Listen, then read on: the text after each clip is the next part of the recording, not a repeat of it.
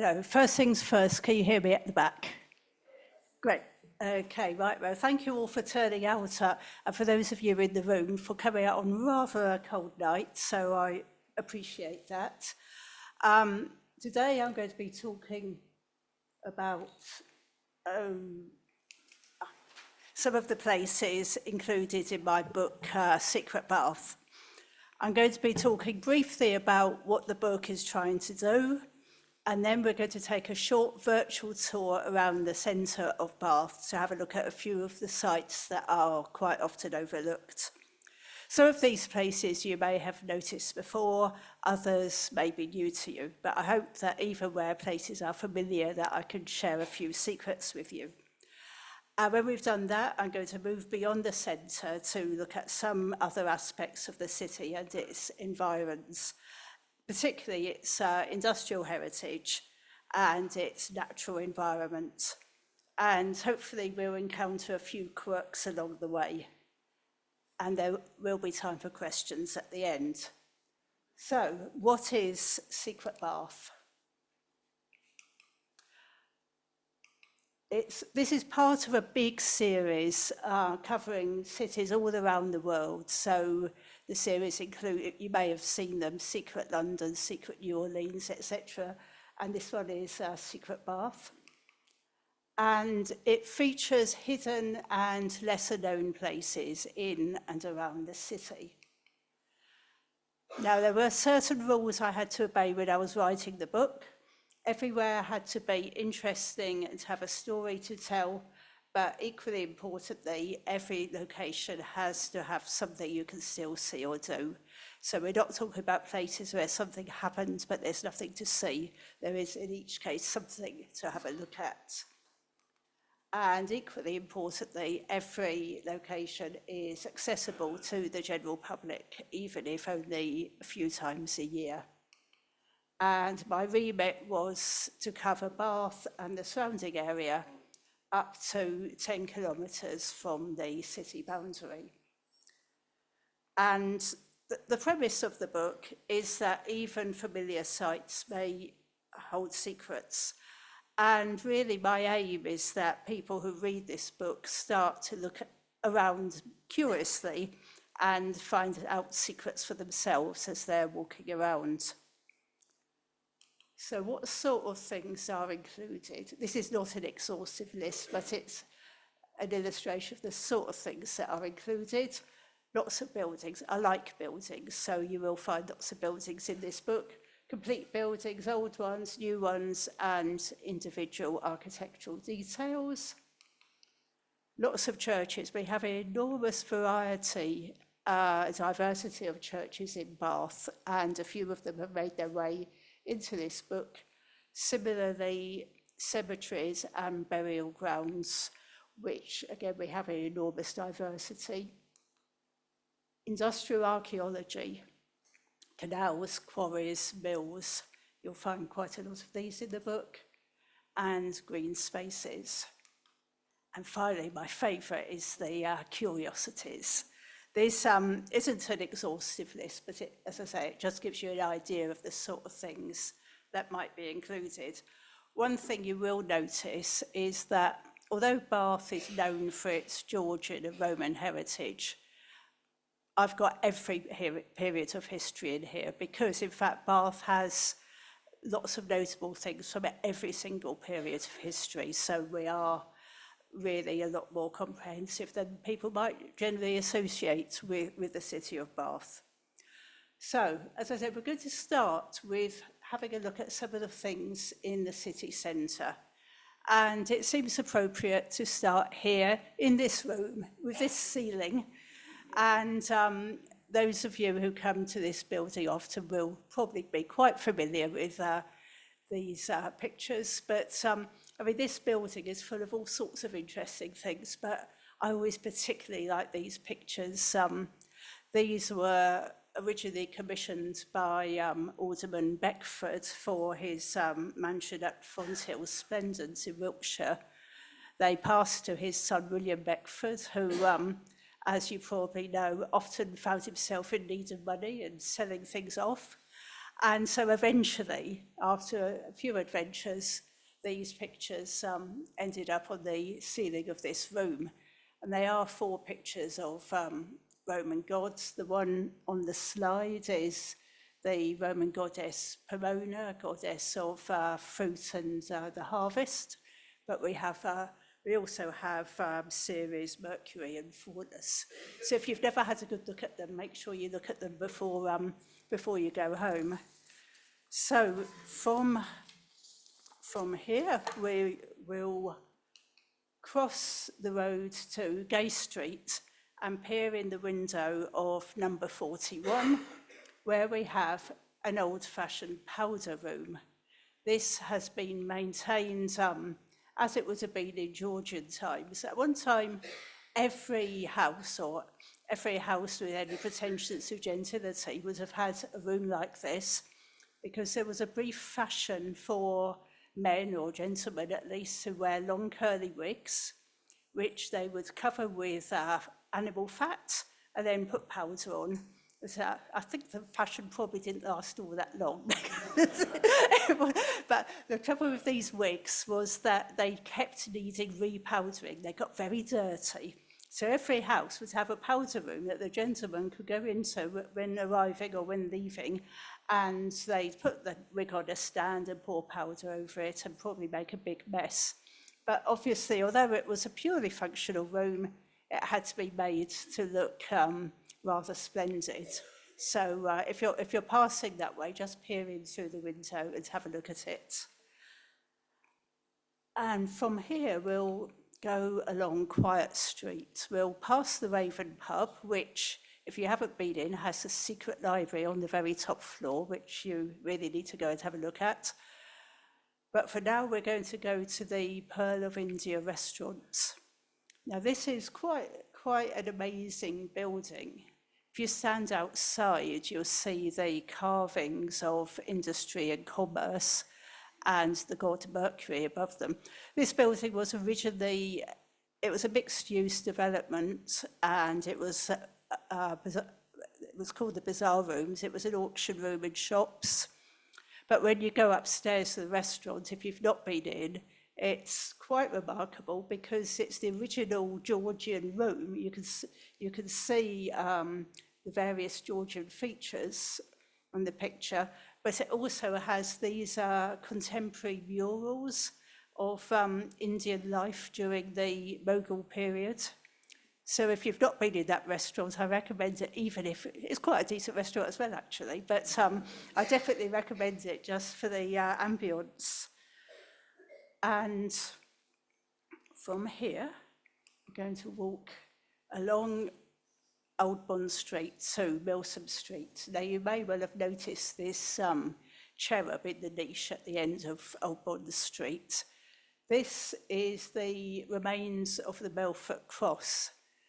And one of the things that I talk about in the book is the way that Bath has always been a spa town. We think that the Romans came here for the waters and the Georgians came here for the waters, but people have always come here for the waters.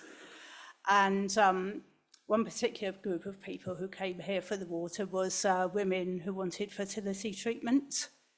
And in the 17th century, Mary of Modena, who was the wife of King James II, came to Bath and bathed in the waters of the Cross Bath in the hope she would have a son, which she did. And one of the king's supporters, the Earl of Melfort, was so pleased that he commissioned this very grand cross, which was placed in the Cross Bath. Unfortunately, history tells us that King James was forced to abdicate, and the son that Mary of Modena gave birth to was James Stewart, who was later known as the Old Pretender, and the Melfort Cross became a bit of an embarrassment. So it was disbanded. We don't really know what happened to all of it, but a local shopkeeper rescued this cherub and put it in the niche above his shop. So there's just a little story attached to that one. So moving on along Milsom Street, this is an example of how you have to catch things before they're gone. Because this is Jolly's heritage room. Jolly's is as you probably know, one of the oldest department stores in Europe. And the building there are all sorts of amazing architectural details inside the shop as you walk round. But the thing that I've isolated here is the heritage room at the top of the stairs, just a tiny little heritage room telling you the history of Jolly's, of the shop. And it's full of all sorts of bits and pieces like old ledgers and receipts and an old-fashioned clocking-in machine. It's also got one or two rather bizarre things like Queen Victoria's mourning silk. I'm not quite sure how it got that, but it's there. As we all know, Jolly's is closing in February. I don't know what will happen to this room when it reopens in some form, but it's just watch this space, I think. Across the road from Jolly's is the Botanist restaurant. It's another one that if you've not been inside, you would be quite surprised at what it's like. It's housed in the former Octagon Chapel. Going back to the 18th and 19th centuries, it was quite common to have private chapels where you would have visiting preachers, sometimes very fashionable preachers, and people would buy their pews, and you could buy a rather grand pew and bring your footman who would soak up the fire during the sermon. They were very much places to see and be seen. Now, this Octagon was a very fashionable place. It said that Jane Austen used to worship there. Certainly William Herschel was the organist there for a while. So, but if you go in there now, the restaurant has preserved quite a lot of the features of the original chapel. You can see from the picture, I think, that it's still got its octagonal shape. And again, it's worth going in there just to have a look at the building. So coming back down Milsom Street and along Upper Borough Walls, we've just stopped at the bit of the old city wall opposite the Mineral Hospital. Now, the Mineral Hospital is interesting in itself, but the walls, this is just a small part of the old city walls, and the crenellations at the top were added in the Victorian era. So it gives you two questions. Why is this little bit of city wall left when there's only a few fragments around the town? And why did the Victorians actually build it up? And when you go around the back, you sort of see the answer is that for a short period, it was actually used as a burial space at the back of the wall. When people came, the Mineral Hospital was built by John Wood and then extended in the Victorian period.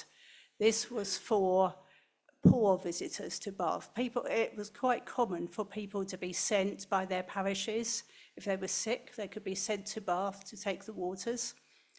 And everybody who came to the hospital had to bring 3 shillings with them. And if they were cured, that would get them home. And if they died, it would get them buried. So this was, for a short while, a burial space. Now, in fact, the Victorians were very keen on building new burial grounds, and there were a lot of burial grounds built further out from the city centre. So it wasn't used very long, but it was, for a while, that was a burial space. So, yes, we're going to make a slight diversion now up Northgate and up to Slippery Lane. This is one of my favourite places in Bath because it's a really narrow medieval street. And at one time, this is what every street in the city, or in the old city anyway, would have looked like. Narrow, cobbled, tall buildings on either side and quite slippery. This was where the butchers and fishmongers would hang out, so you could use a bit of imagination, think, why did they call it Slippery Lane? Probably bits of slops and fish and meat, and so you imagine it, all sort of sloppy on the floor and dogs and delivery boys running up and down. At the end, you can't see it on this picture, but the right-hand side at the end, you can still see some of the fishmongers, the tiles of the fishmongers on the side of one of the buildings, which is quite interesting. The road ran down to the river, and at the end was a ducking stool used to test people, or women mostly, to see if they were witches. That's going back to the Middle Ages. I think they'd stopped that by the Victorian period. But unfortunately, you can't walk down here, but you can stand at the end and sort of look down and see what it was like and imagine how it would have been in the Middle Ages. Moving on, we come to the Guildhall Market, which has a few curiosities. You may well have noticed the market pillar with the story about paying on the nail. And the idea is that this pillar gave rise to the saying, pay on the nail, because this was called a nail. And the idea was that people conducted market transactions, and you'd conclude your business and you put your money on the nail, and that was it. Unfortunately, other places claim that they have the rights to claim the origin of the phrase. If you go to Bristol, you'll see 3 very big nails. So I'm not sure that Bath can really claim the origin of that one. But the market's interesting for other reasons as well.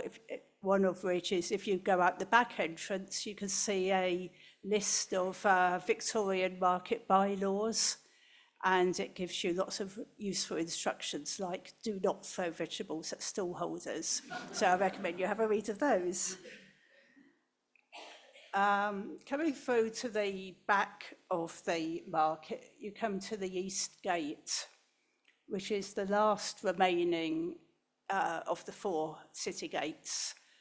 It was the smallest of the gates. It was a pedestrian gate. The others were all wide enough for horses or carriages, but this one went down to the river, so you could come out of the city down to the river and get on a boat to or from Bristol.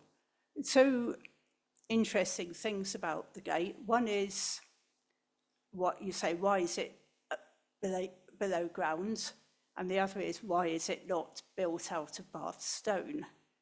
So the answer to the first one, as you may well know, is that in Georgian times, the whole of the old city was built up a level.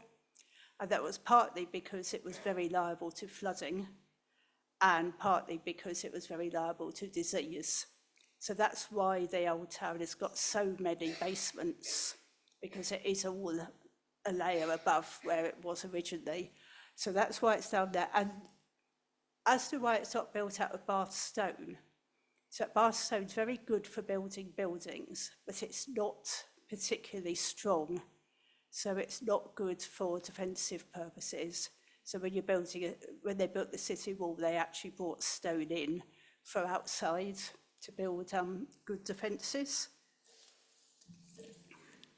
So from here, we walk down to Sally Lunn's.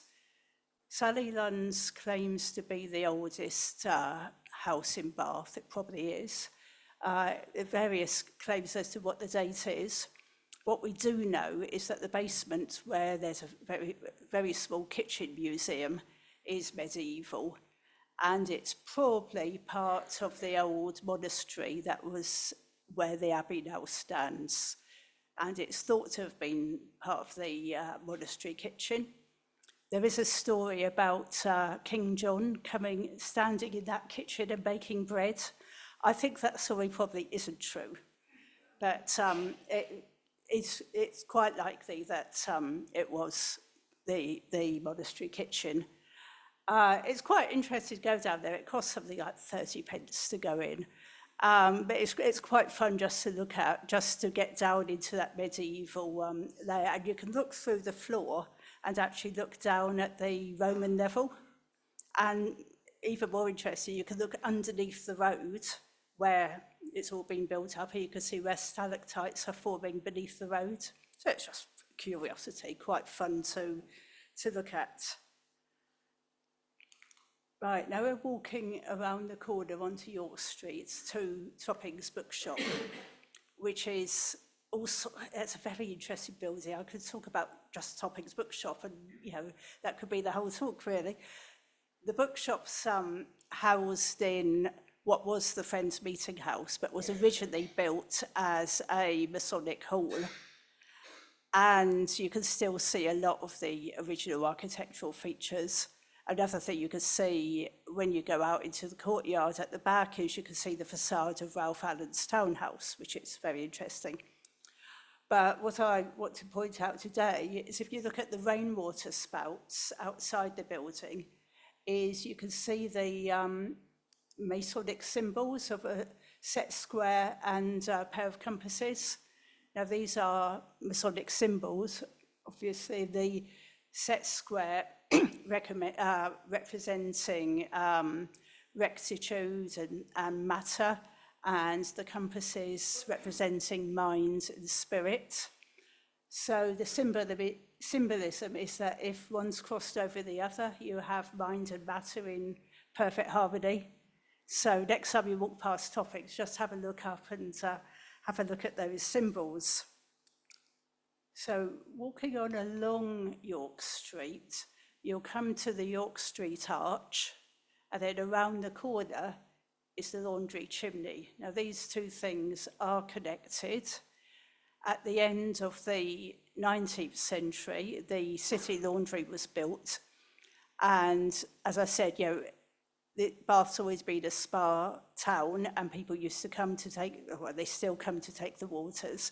There were a lot of medical visitors in the 19th century, and they generated a lot of laundry. And in fact, the city laundry was used, I think, until about the 1960s, because the council used it for its own towels and staff uniforms. The way it worked was water was piped, hot water was piped from the hot spring in the Roman baths.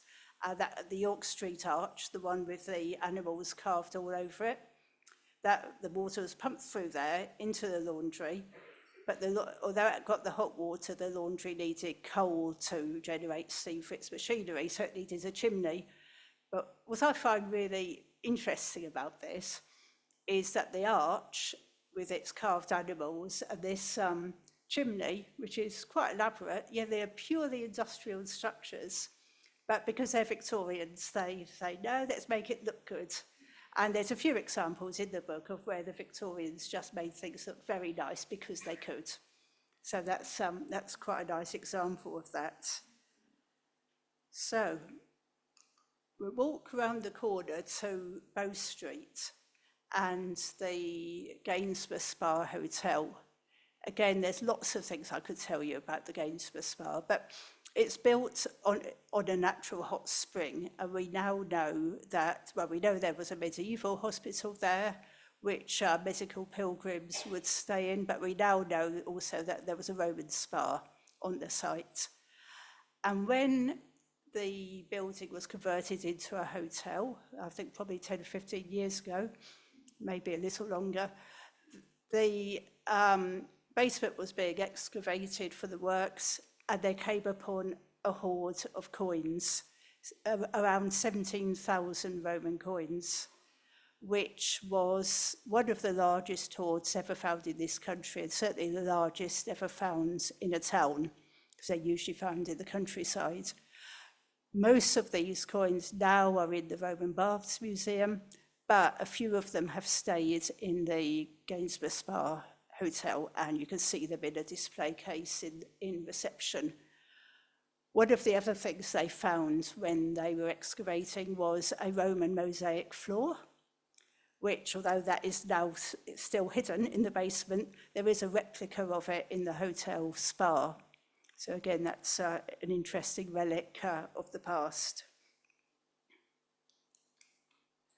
Right, just around the corner, next to the Thurby Bath Spa, is this very narrow house with the two statues outside. This house was built originally as a museum of antiquities. It was one of the very first archaeological museums in the country. It didn't stay a museum for very long at all. It soon became a house for the master of the baths. But two relics from the museum are these two statues here. Now, these were previously outside the Guildhall, but are probably quite old, and it's thought they may well have been on a bridge that no longer exists. You say, who are they? One of them's King Edgar, and the other is King Cole. Now, we know who King Edgar is. He's supposedly the first king of all England, although if you go to Malmesbury, they'll say no, it was Athelstan, but here in Bath, we say it was Edgar because he's connected with Bath. He was crowned in Bath Abbey, and interestingly enough, the coronation service that they used when he was crowned has been the model for every coronation since, right down to our present king. So that's a bit of history. The other figure, King Cole, well, we've all heard of old King Cole, but who was he? And we don't really know. Some people say he was a Northumbrian king. Some people say that he was a king living in Colchester and the father of St. Helena, who was the mother of the Emperor Constantine. Doesn't sound very likely to me. But either way, I'm not quite sure what connection, if any, he has with Bath. So he is just, I'm afraid, a mystery. Right. So now we move on to Westgate Street and the Grapes pub. The Grapes is a very old house, one of the oldest houses in Bath. It was built as an Elizabethan townhouse, and by the 17th century, it had 17th century, it had become a lodging house. And this room on the first floor is known as Pocock's living room, and it is still decorated in Jacobean style. You can see the very fine plasterwork ceiling. And the good news is that the Grapes does lots of events in that room. So if you get the chance to go to one, then do so and have a look at this rather fine room. Okay, so the final stop on this virtual tour around the city is the Seven Dials hand fountain. I've said hidden in plain sight because I'm always amazed at how few people know this is there. It is in the courtyard, the Seven Dials courtyard behind Las Iguanas restaurant. When the courtyard was built, they needed a centrepiece. So they reclaimed a Victorian fountain, and because it was so close to the Theatre Royal, somebody decided it would be a really good idea to copy the idea of the Chinese theatre in Hollywood and get actors who had appeared at the Theatre Royal to make handprints. So you'll find there handprints of various actors all around the fountain, and it's quite a fun thing, which, as I say, quite a lot of people just don't seem to know that it's there. So, okay, so that was a quick, although not exhaustive, look at some things in the city centre. But what else is included in the book? Well, first of all, let's look at some architectural details. We've got, first of all, this is the Milner building at Bath University. And what's interesting with this one is this mural, which is a DNA sequence, which I think is quite fun. Beneath it is this shop on Walcott, which has a concave window. And the reason why it has a concave window, or supposedly, is it is opposite the Bell Inn, which was one of Bath's coaching inns. And the road's relatively narrow. When the coaches and horses came out, they needed to be able to turn. So this building was built like that, basically to provide a turning circle for the horses and carriages.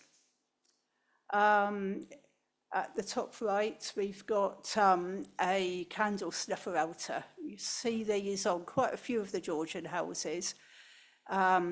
back in the 18th century, before street lighting and before policing, the streets were a bit dark and treacherous at night, so you would rent a link boy to light your way home, and he'd basically guide you with a lighted torch.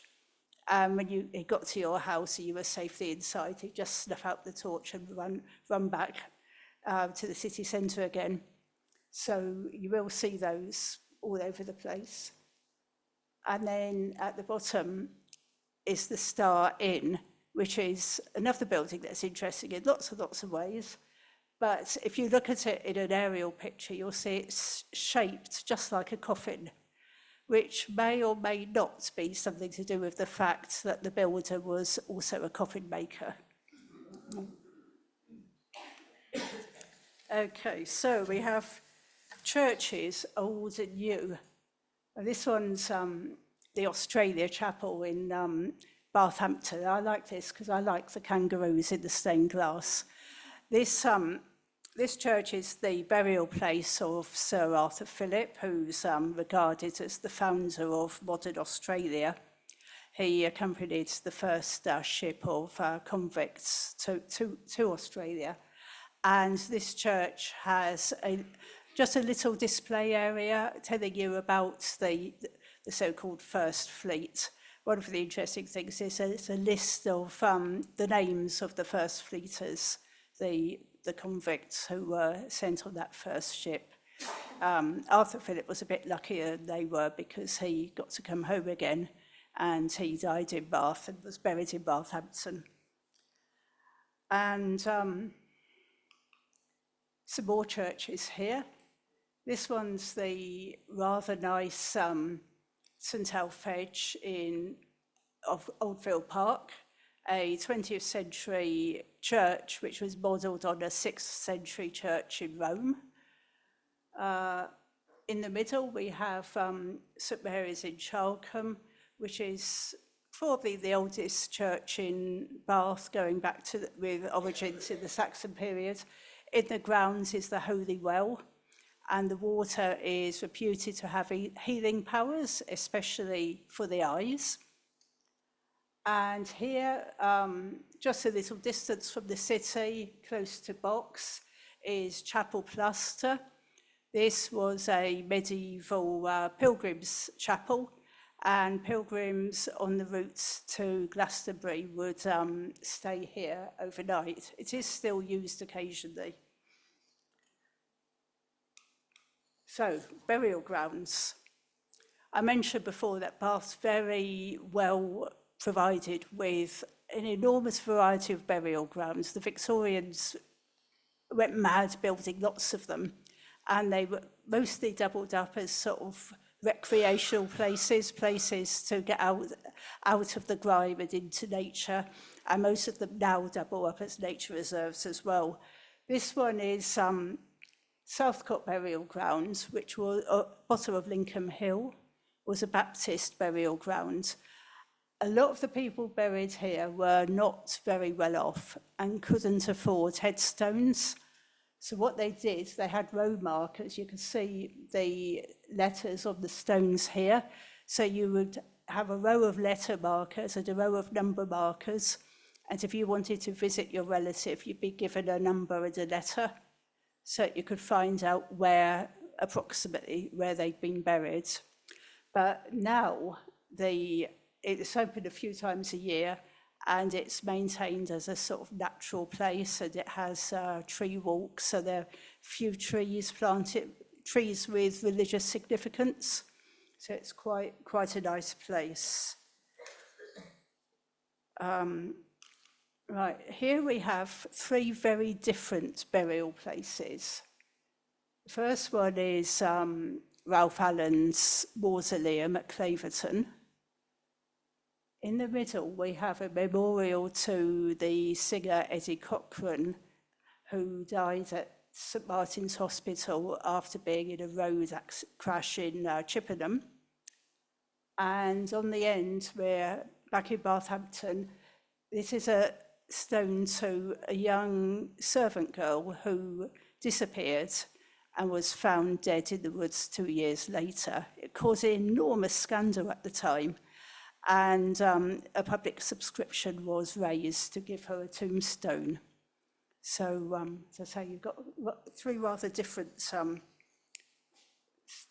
places there. Right, moving on to industrial heritage. It's my personal opinion that if Bath wasn't known for its Roman and Georgian history, it would be known for its place in industrial history, because there's always been a lot going on here. And the Coombe Locks is a really interesting one.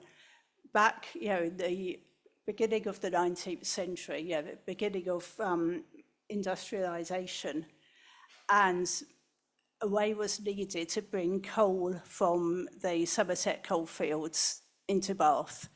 And so the Somersetshire Coal Canal was built, coming from Poulton into Bath. However, as you know, Bath is rather hilly, and the canal had to get up a big hill. And various solutions were proposed, but in the end, they built a flight of 22 locks up the hill, which was, this was about 1800, fantastic feat of engineering. And it stayed in use for about 100 years. But you can now, if you walk down this slope from South Stoke Plateau, you can still see some of the locks are still there. Not with water, obviously, but you can see the actual stonework. Bit more industrial archaeology. This is the first one is the recently reopened Museum of Bath Stone, which in Combe Down, which tells the story of quarrying in Combe Down. It's got all sorts of interesting bits and pieces in there, so I recommend a visit if you've not seen it. In the middle is Saltford Brass Mill. If you go back to the Middle Ages, there were lots and lots of mills on the River Avon, and most of them carried on being used in the industrial era. This one was a brass mill, and it does have open days where you can go in and have a look and see the mill machinery. And coming right up to date, we have the Bath Eastern water wheel, which is a modern water wheel which actually provides some electricity for the Old Mill Hotel in Bathampton, which is quite interesting. Right, natural spaces. We in Bath are very lucky with the amount of green space we have. And in fact, it is part of our UNESCO inscription is that, Bath's natural environment. And this one here is Chilcombe Bottom, which in a valley just behind Bath Eastern. And this is a former reservoir, which has now been turned into a nature reserve. And you can see bits of the old waterworks there, but mostly you just see animals and plants. It's said they've got 400 types of invertebrates there. They've also got frogs and birds and goodness knows what. And one big plus to it is that it's a bit of a trek to get to, so you might have it to yourself when you get there, which is always a plus. More natural stuff. The Bath Eastern Secret Garden, this one always amazes me because it's right next to a very busy car park, and yet there never seems to be anybody else in there. And it's just a very nice spot. Next to that, we have the Millennium Viewpoints on South Stoke Plateau, which is, again, a nice one with rather fabulous views. You can see right over to Salisbury Plain on one side and the Mendips on the other. I'm told, although I've not seen it myself, that it's also a very good spot for dark skies if you go at night time. Beneath that is a road closure sign. This is on Chalcombe Lane, where the road closes for 6 weeks every year to allow the toads and newts to cross the road, which is quite fun. And then the last one is Newton St Lou. the Bath Spa University campus at Newton St Lou. This was at one time a pleasure ground. As you can see, the remains of a medieval castle. It's quite an extensive space, and with water and hills and whatever, and the general public are allowed to go and walk around. So again, it's a nice space if you're out that way. So, some oddities. This one is the labyrinth on Little Salisbury Hill. Those of you who were in Bath in the 1990s probably remember there was a big road protest when the A46 was being extended right along the side of Salisbury Hill, and people camped out, and it got quite violent, I think, at times. Unfortunately, the protest didn't succeed, and the road was built. But the one legacy of the camp was this labyrinth that was carved into the turf. Interestingly enough, I can't find anybody who knows who carved it or precisely why they carved it, but it is still there, and and it's obviously still being maintained. So just a few miscellaneous oddities to finish with. One is this one of the stone faces on the wall of Walcott. In the middle, we have a door into a fairy house in Longwood. And finally, we have a painted window. You'll have noticed that a lot of the buildings in Bath have blank bricked up windows. And in some cases, people have decided to paint over them and make a feature of them. And here they've got one better and actually painted a figure at the window. So that was a very quick whiz through some of the things in the book, but we have time for questions now.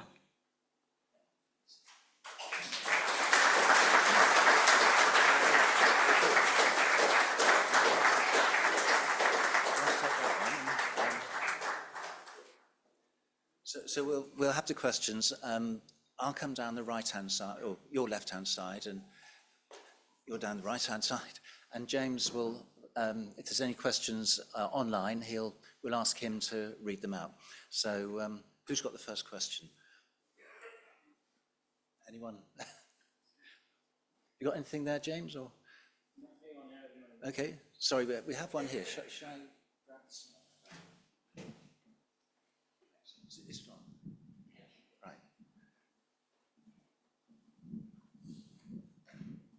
Right.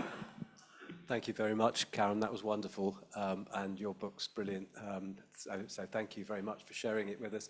A couple of things. One observation: the canals up, which you can see from South Stoke Plateau. I think also Caisson Gardens, which opened recently. They've been restoring them in there, and it's fascinating. Yes, thank you for pointing that one out. I've not been up there yet, but it's definitely something to be borne in mind. Yes, and then the question really was Ralph Allen's townhouse, which is extraordinary. You go out the back of Toppings, and there it is. What was it like before? I mean, when it was built, what was around it? Because it's so squashed in. Yes, well, it's an interesting history because it was originally the post office, or the post office building, because he was the postmaster. So he adapted it to become his townhouse. So if you imagine there's the office, and then he put a three-sided frontage on, or John would put a three-sided frontage on. So when it was built, there was nothing in front of it. So he had so I mean, now it looks over to the Toppings and the Huntsman and whatever, but you see, that wasn't there. So he had a good view. I mean, it said he could see the Sham Castle. Now, whether he could or not, I don't know, but he certainly could see in that direction. But the wing on the left-hand side actually got taken down when they built York Street. So it was quite a strange building to start with, and then the whole area has been messed about with. Right. To what extent did you have to hold yourself back in order to get another angle on the same stories in Bath? Say, for example, Sally Lunn's, where you push the boat out a little bit, not buying into the whole myth of Sally Lunn and 1680 and all that. And in your book, there are other areas where you go down a direction without offending anybody too much, but saying, I don't quite believe that one. So just a general question on the areas and when you had to hold yourself back. Yes, I'm always, in favour of not giving people actually incorrect facts. So when I was telling people things that I thought probably weren't quite right, I felt obliged to say so. Because as you say, there's quite a lot of mythology around. Yeah, it's quite often, you get good stories. But yeah, like the one with King John making the bread. Well, yeah, I don't think so. Yeah.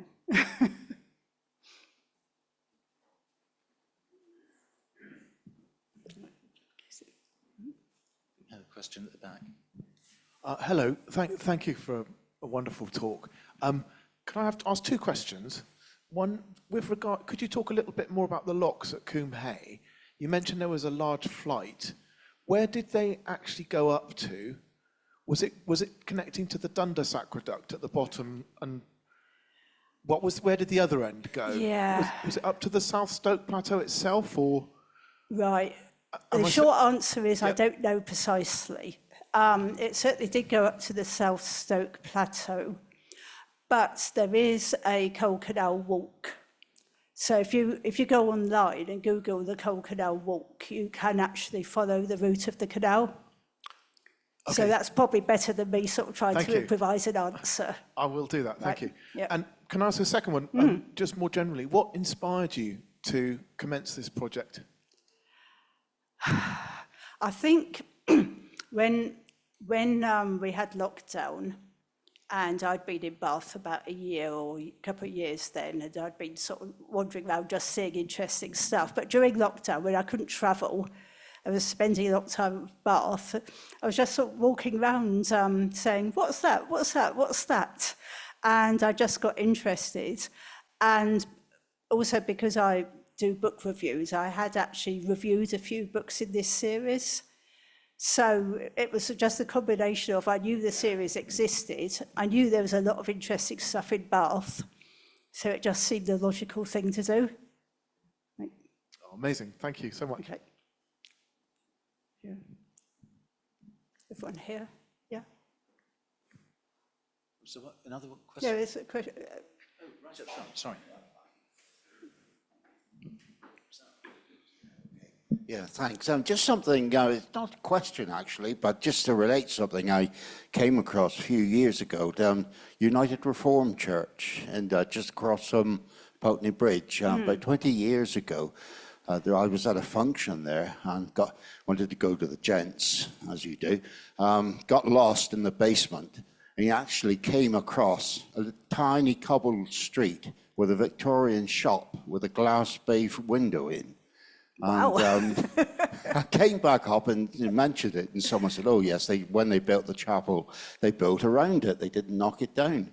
About 10 years ago, I thought, oh, I'll have a look at this again. Went in, and they'd done a reordering of the inside of the chapel and knocked it all down and flattened it. And I just wonder if anybody, I heard a rumour that someone took photographs of the old chapel, but they since caught Alzheimer's. So they don't know where the photos are. And I just wondered that anyone here may have heard a similar story or know of any photographs that exist of this old street and shop front. Yeah, I think there is an awful lot of that sort of thing in Bath, and there is an awful lot of stuff that I couldn't quite grab hold of, and that's an example, things that are there, and either they're hidden away, or you can't get at them, or they're in a private house, and yes, it's quite frustrating, yeah.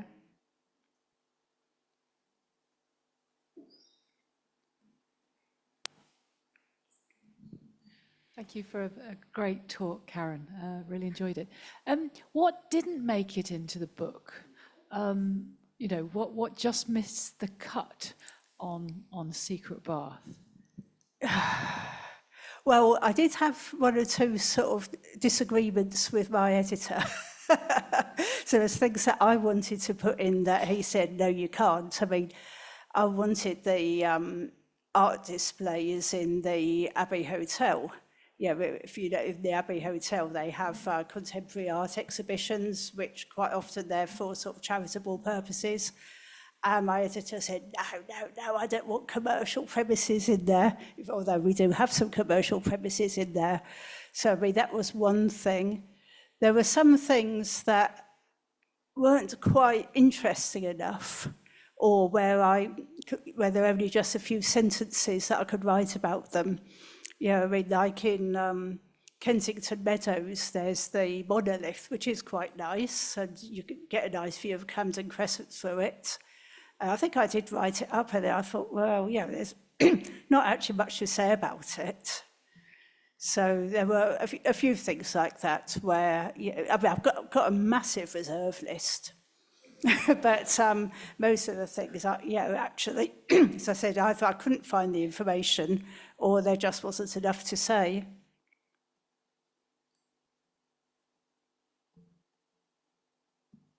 Well, you got one online.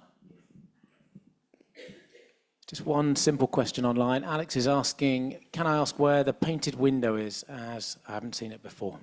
Oh, right, yes, it's in Upper East Hayes at the top.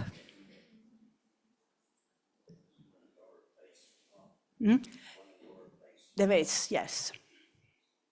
Yeah. Are there any more questions, or? Oh, there's one here. Oh, you're doing that one. Not me. I was just wondering whether obviously you had one of the requirements you mentioned at the beginnings are things you can actually see or something. But that raises the question, were there things that are happening that are significant enough but you just didn't have evidence of, that would have been interesting to at least identify the places where certain things took place? In other words, or were they too politically sensitive or anything? No, I don't think so. I mean, there are lots of good stories in Bath where, you know, like for instance, you look at all the blue plaques or the information plaques, you know, which say something happened. But usually where there was a good story, but just a plaque, I managed to get it into something else. I mean, like for instance, when you go up to the Royal Crescent, there's a plaque showing where Richard Sheridan ran off with Elizabeth Linley, but I managed to, which is just a plaque, but I managed to weave it into something else. So, yeah, so there wasn't really too much of that. Okay, any more questions, or? Is there someone down here? Sorry? No, one line, right. The question is, are there good records of what would have been there if they hadn't built the Southgate development? The answer is yes, but I don't know what or where, but there certainly are. And there are, in the Victoria Art Gallery, they've got all sorts of plans of how things might have looked. And the City Archives have got a lot of things as well. So the answer is yes, but I don't know what. Yeah, we're very well provided for if you look for it. Yes. We often find these things. Right. Well, I think we're probably at the end. Well, thank you, Karen. It's been a great talk. And you've got the book for sale downstairs. Yes. Are you going to be signing any, or are you just going to? If anybody would like me to sign, I'm very happy to do so.